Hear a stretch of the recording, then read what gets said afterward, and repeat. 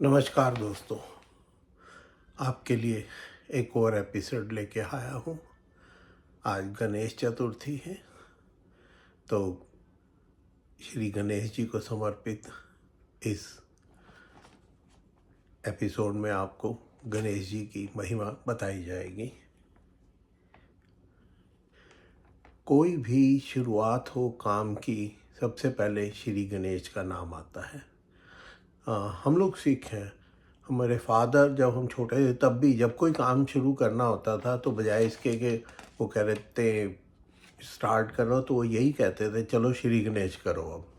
तो मतलब इतना पॉपुलर है ये बात इंडिया में कि जो भी कुछ अगर शुरुआत करनी है तो श्री गणेश ही किया जाता है। सबसे पहले श्री गणेश आते हैं।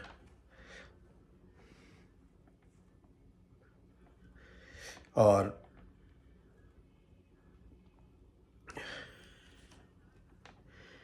श्री गणेश जो हैं वो सर्वशक्तिमान है, उन्हें कोई नहीं हरा सकता। यहाँ तक कि उनके पिता महादेव या श्री विष्णु भी उन्हें नहीं हरा सकते। वो इतने शक्तिमान हैं। उनकी दो पत्नियां हैं, एक का नाम है रिद्धि, एक का नाम है सिद्धि।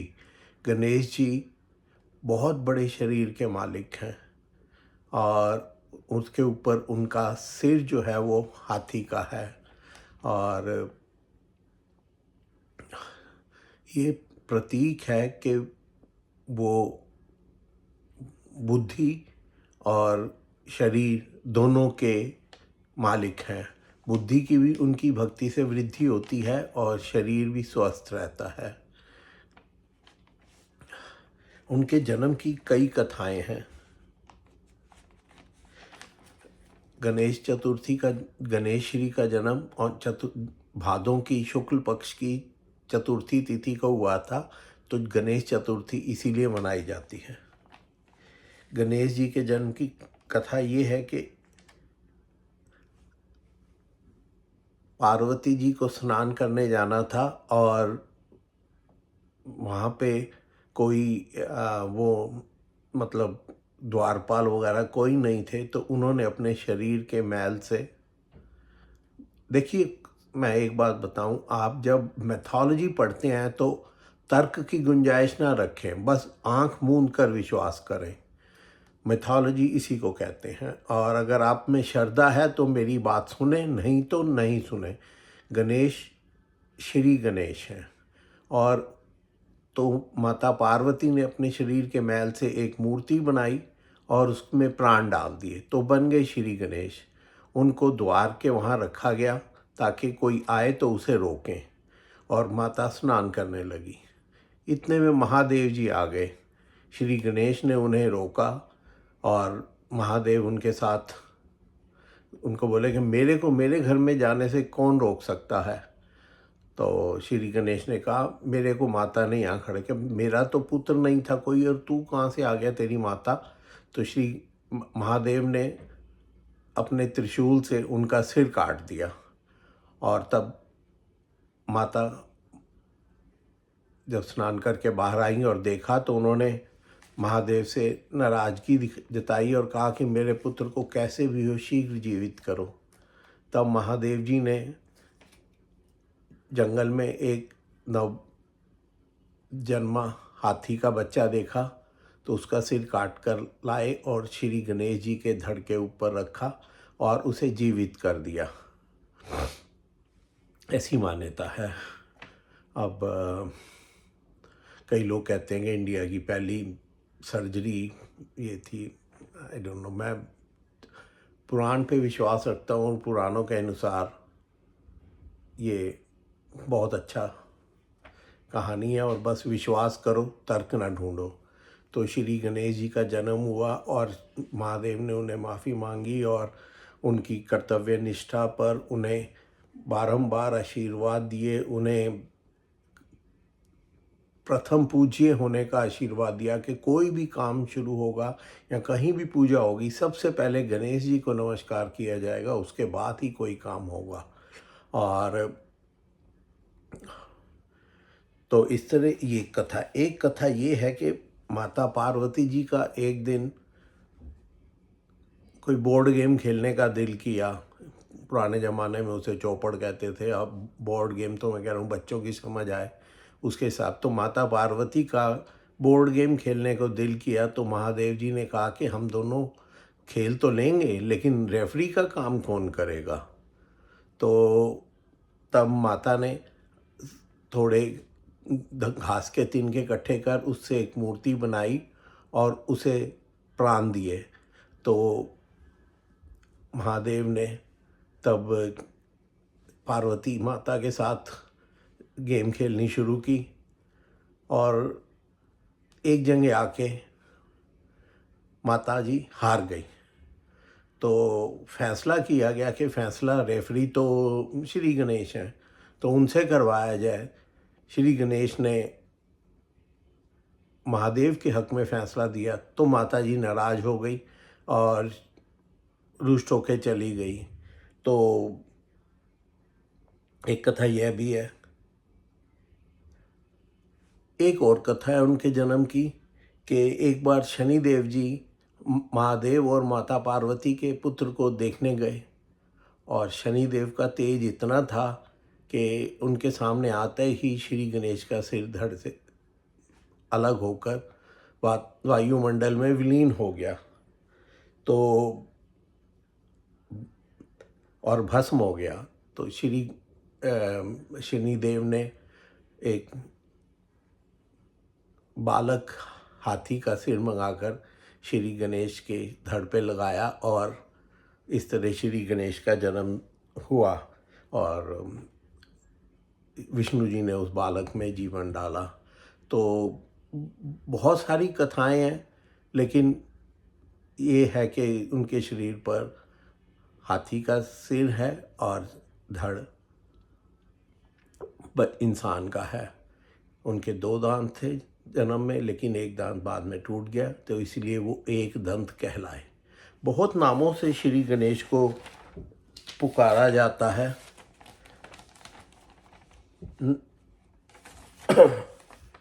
विनायक, एक दंत, श्री गणेश। असल में गणेश नाम नहीं है, ये उपाधि है। श्री गणेश जो हैं वो भगवान महादेव के बहुत सारी फौज है जिन्हें गण कहा जाता है, भूत प्रेत। और उन गणों में जो उनका सेना नायक है, जो गणों का चीफ है, गणों का ईश, गण ईश तो बनता है गणेश। तो गणों का जो लीडर है वो गणेश कहलाता है। गणों में जो इम्पॉर्टेंट हैं, सबसे बड़े हैं नंदी, भृंगी, वीरभद्र, चांद, भिरंगी, भूत, पिशाच, दैत्य एटसेट्रा। ये सब श्री गणेश की फौज है और महादेव के गण हैं। तो श्री गणेश इस तरह गणों के देवता हैं, गणों के चीफ हैं। तो head of the army Mahadev की त्रिशूल लेके बैठते हैं और लोग सोचते हैं कि वो त्रिशूल और कई उसके बारे में भ्रांतियां भी हैं, पॉलिटिकल बातें। लेकिन मैं किसी पॉलिटिकल बात में नहीं पढ़ना चाहता। असल में त्रिशूल की 3 नोक का मतलब है सत, रज और तम। और एक बात और भी कहीं लिखी मिलती है कि महादेव की जो त्रिशूल की 3 भुजाएं हैं, एक इच्छा शक्ति, एक क्रिया शक्ति और एक ज्ञान शक्ति। तो ये तो बहुत बड़ी बात हो गई। जब सारी बातें यहाँ पे कवर हो गई दुनियादारी की तो और कुछ बचा ही क्या। तो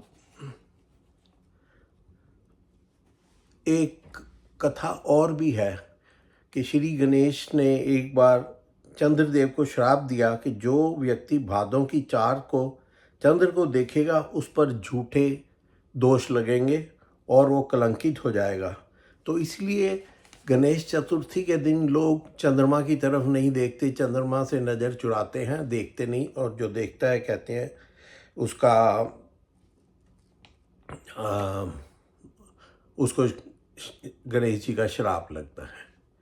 एक और कथा भी श्री गणेश की बहुत मशहूर है कि श्री गणेश जी के एक बड़े भाई भी थे जिनको कार्तिकेय या कुमार कार्तिकेय, और या साउथ में उन्हें मुरुगन के नाम से जाना जाता है। तो एक इनकी बहन भी थी, अशोक सुंदरी। उनके बारे में बहुत कुछ मुझे नहीं मालूम, तो मैं आपको क्या बताऊं। तो क्या है कि श्री गणेश एक बार व्यास जी को मिलने गए। व्यास जी ने कहा, आप बड़े समय से आए हैं, मैं महाभारत की कथा लिखने की सोच रहा हूँ, तो थोड़ी कठिनाई हो रही है, तो आप ऐसा करें कि ये पेन पेपर लें, मैं बोलता जाऊँगा, आप लिखते जाएं। तो 10 दिन तक महात्मा व्यास बोलते रहे, महाभारत की पूरी कथा सुना दी, और श्री गणेश लिखते रहे। अब 24 घंटे 10 दिन लगातार ऐसा काम चलता रहा। तो जब कथा संपूर्ण हुई तो महात्मा व्यास ने देखा श्री गणेश का शरीर तप रहा है, तो उन्होंने श्री गणेश को उठाया और उन्हें जल में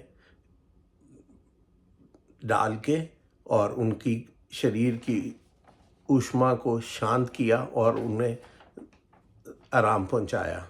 तो इसीलिए पश्चिमी भारत के मोस्टली महाराष्ट्र के एरिया में श्री गणपति का अपने घर में मतलब उनका रखा जाता है 10 दिन के लिए। कई लोग 4 दिन ही रखते हैं, कई लोग 7 दिन रखते हैं। ये वैसे ओरिजिनल जो विधान है वो 10 दिन का है। 10 दिन उनकी पूजा की जाती है, उनके भजन गाए जाते हैं, 24 घंटे उनका पूजा पर पाठ चलता रहता है, और 10 दिन बाद उन्हें जल में और स्नान करवा के और फिर विसर्जित कर दिया जाता है। एक व्यक्ति अपने सिर पर श्री गणेश की मूर्ति लेके चलता है और वो उनकी मूर्ति समेत पानी में डुबकी लगाता है और ऊपर आता है। ऐसा नहीं कि पानी में छोड़ दिया, नहीं, वो उनको डुबकी लगवाता है और उनको फिर उसके बाद जल में विसर्जित कर दिया जाता है। आजकल टाइम थोड़ा चेंज हो गया है, तो कहते हैं कि जो मूर्तियां हैं वो इको फ्रेंडली होनी चाहिए। अच्छी बात है। तो हमारे यहाँ तो वहाँ पे वो मूर्ति लाए थे, वो चावल के आटे की बनी हुई थी। आई डोंट नो और कहाँ क्या क्या रिवाज चल रहे हैं आजकल। तो एक और कथा है उनके, वो भी बतानी बहुत ज़रूरी है कि दोस्तों, पहले मैं बोल दूं, मेरे चैनल को लाइक करें, सब्सक्राइब करें, कमेंट करें और शेयर भी करें। आप देखते तो बहुत हैं मेरे चैनल को, परंतु सब्सक्राइब नहीं करते। प्लीज़ सब्सक्राइब करें, लाइक करें, शेयर करें और कमेंट भी करें। तो बता रहा था श्री गणेश की बात। तो श्री गणेश और कार्तिकेय भगवान के बीच एक बार महादेव और माँ पार्वती ने प्रतिस्पर्धा रखी कि जो पूरी विश्व का चक्कर लगा के सबसे पहले आएगा उसकी शादी पहले की जाएगी।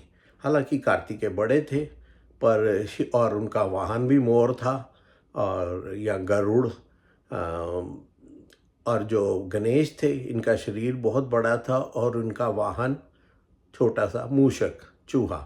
तो श्री गणेश ने कहा, मैं तो जीत ही नहीं सकता, कोई कारण ही नहीं है, पर हारना भी नहीं चाहते थे। तो इन्होंने अपने माता पिता के स्लीपर्स रखे और उसके साथ चक्कर लगाए और बोले, माता जी मैं आ गया। उन्होंने कहा, तू इतनी जल्दी कैसे आ गया? बोला, मेरी दुनिया तो आपके चरणों में है, और मैंने आपके चरणों के 7 चक्कर लगा लिए और मेरे तो पूरी दुनिया हो गई। आप देख लीजिए, माने या ना माने, तो महादेव ने उसे माना और उनकी 2 पत्नियां थी, एक का नाम रिद्धि, एक का नाम सिद्धि। तो इस तरह श्री गणेश की शादी भी हुई और प्रथम पूज्य हैं और सबकी रक्षा करते हैं। आप उन पर विश्वास करके देखें, उनकी पूजा करें और मुझे इजाज़त दें। किसी और वीडियो में आपसे फिर मुलाकात होगी, फिर बात होगी। अभी तक के लिए इतना ही। और मेरे चैनल को लाइक करें, सब्सक्राइब करें और शेयर करें और कमेंट भी करें। नमस्कार।